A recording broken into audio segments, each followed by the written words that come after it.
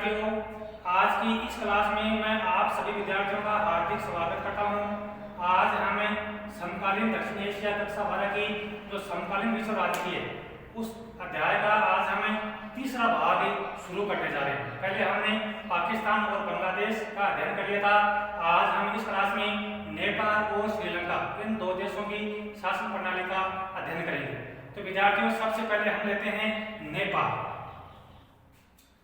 तो नेपाल के अंतर्गत संवैधानिक राजतंत्र और लोकतंत्र दोनों रहे, यानी कभी संवैधानिक राजतंत्र तो कभी लोकतंत्र। अब देखो, सबसे पहले तो हम जानते हैं कि ये संवैधानिक राजतंत्र क्या होता है। यानी संवैधानिक राजतंत्र मतलब है कि राजतंत्र, लेकिन वो संविधान के नियमों के अनुसार, यानी जब राजा संविधान के नियमों के अनुसार शासन चलाता है तो उसको हम संवैधानिक राजतंत्र कहते हैं। तो नेपाल एक जो हिंदू राष्ट्र था उसके अंतर्गत लंबे समय तक वहां पर संवैधानिक राजतंत्र कायम रहा। हालांकि बीच बीच में जनता ने आंदोलन किए, लेकिन उनकी आवाज को दबा दिया गया।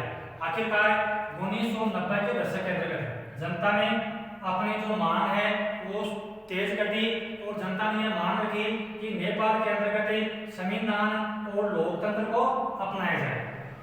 यानी जनता है वो नेपाल के अंतर्गत संविधान और लोकतंत्र को बहाल करना चाहती है। तो जनता की मांग के आगे राजा ने भी जो नए संविधान को अपनाए जाने की बात मान ली और राजा ने कहा कि नेपाल के अंतर्गत नए संविधान को अपनाया जाएगा।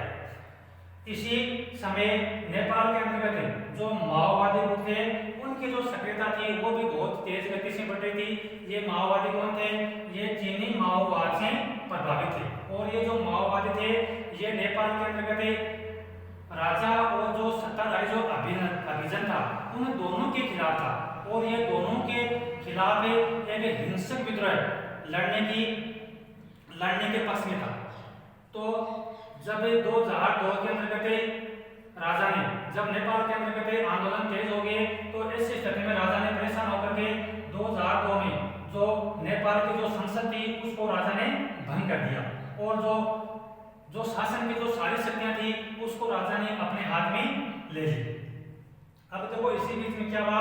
इसी बीच में एक त्रिकोणीय संघर्ष हुआ, यानी तीन पक्षों के बीच में संघर्ष हुआ। अब वो तीन पक्ष कौन थे? राजा की सेना, माओवादी और लोकतंत्र समर्थक, यानी इन तीन के बीच में एक त्रिकोणीय संघर्ष हुआ। फिर 2006 के अंतर्गत नेपाल के अंतर्गत जनता ने लोकतंत्र को लेकर के आंदोलन तेज कर दिए। परिणाम ये हुआ कि राजा ने लोकतंत्र के आगे हाथ स्वीकार करते राजा ने संसद बहाल करने का फैसला कर लिया। तो 2006 के अंतर्गत जो उस समय नेपाल के राजा थे ज्ञानेंद्र, उन्होंने आंदोलन के आगे हार मानते हुए नेपाल के अंतर्गत लोकतंत्र को अपना लिया और नेपाल में लोकतंत्र की नींव रखी गई। तो इस तरह से यानी शुरू से लेकर के 2006 तक नेपाल के अंतर्गत कभी लोकतंत्र और कभी संवैधानिक राजतंत्र, यानी लोकतंत्र यदि आ गया तो वो लंबे समय तक कायम नहीं रह सका। फिर राजा ने अपने सारी शक्तियां वो अपने हाथों में ले ली। तो कभी लोकतंत्र और कभी राजतंत्र। लेकिन 2006 के अंतर्गत राजा ने संसद को बहाल कर दिया। यानी कौन सी संसद को बहाल? जब जिस संसद को राजा ने 2002 के अंतर्गत भंग कर दिया था उस संसद को राजा ने 2006 के अंतर्गत दोबारा से बहाल किया। यानी 2006 से लेकर के अब तक नेपाल के अंतर्गत लोकतंत्र है वो सही सफलतापूर्वक संचालित है, कहीं कोई समस्या नहीं है। अब विद्यार्थियों, अब हम दूसरा देश लेते हैं श्रीलंका। तो श्रीलंका है वो 1948 में आजाद हुआ। आजाद किससे हुआ? ब्रिटिश उपनिवेशवाद से आजाद हुआ। यानी जो श्रीलंका था वो पहले ब्रिटिश उपनिवेशवाद था, यानी ब्रिटेन के अधिकार में था। तो 1948 में श्रीलंका को ब्रिटेन से आजादी मिली थी।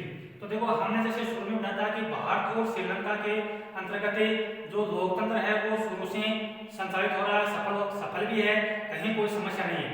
यानी श्रीलंका के अंतर्गत लोकतंत्र उसकी आजादी से लेकर के आज तक सफलतापूर्वक संचालित हो रहा है।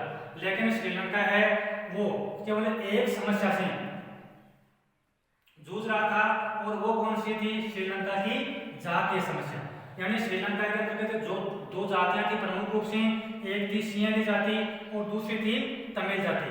यानी सिंहली जो श्रीलंका के वहाँ के मूलवासी थे, जो शुरू से श्रीलंका में जन्मे और बसे थे, और दूसरी जाति थी तमिल, जो भारत के तमिलनाडु राज्य से जाकर के श्रीलंका में वहाँ पर पहले वो व्यापार करने, यानी श्रीलंका के अंदर जो चाय के बागान थे वहाँ पर काम करने के लिए जाते थे और वहीं पर वो अस्थायी रूप से बस गए थे।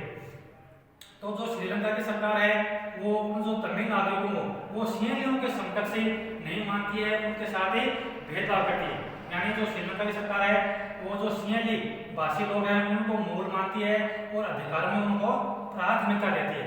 यानी जो सिंहली भाषी लोग हैं उनको वो प्रथम में मानती है।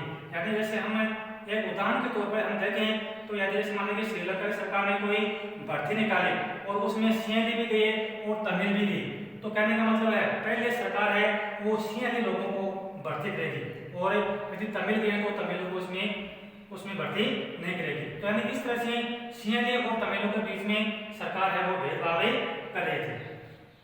तो फिर देखो तमिलों ने श्रीलंका की सरकार का विरोध शुरू कर दिया।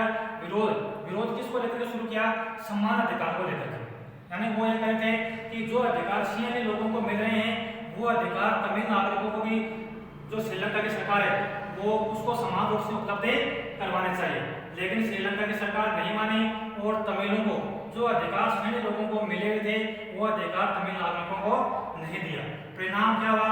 1983 से श्रीलंका के अंतर्गत जो तमिल नागरिक थे उन्होंने हिंसा प्रारंभ कर दी और श्रीलंका के अंतर्गत हिंसक आंदोलन शुरू हो गई।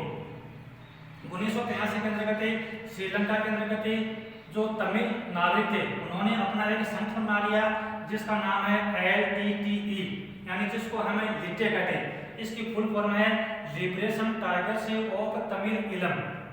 यानी परीक्षा में कई बार पूछ सकते हैं कि लिट्टे की फुल फॉर्म क्या है, तो लिट्टे की फुल फॉर्म है लिबरेशन टाइगर्स ऑफ तमिल इलम।